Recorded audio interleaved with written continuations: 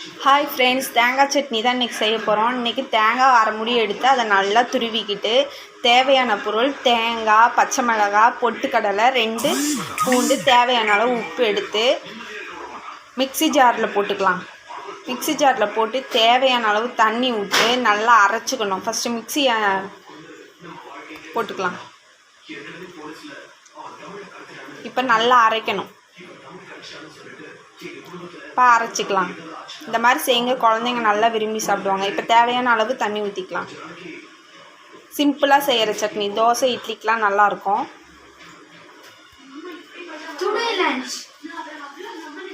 இப்போ நல்லா அரைச்சிச்சான்னு பார்க்கலாம். நல்லா அரைச்சிருச்சு. நெக்ஸ்ட் அதை ஒரு குண்டாவில் எடுத்து ஊற்றிட்டு இப்போ தாளிச்சிக்கலாம். பெரிய வடைச்சட்டியில் வைக்கணும்னு அவசியம் இல்லை. சின்ன கரண்டியில் எடுத்து 2 ஸ்பூனு எண்ணெய் ஊற்றி கடுகு போட்டு நல்லா தாளித்து அதில் ஊற்றிக்கலாம்.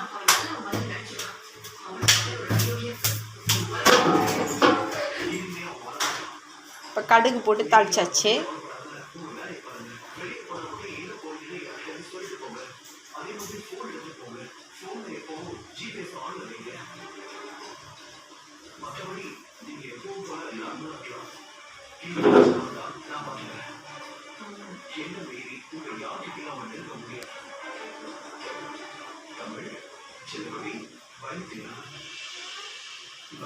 கருவேப்பிலை போட்டு தாளித்து ஊற்றிக்கலாம்.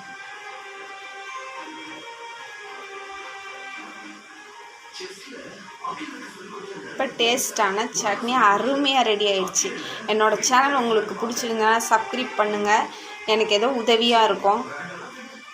Please subscribe my channel friends.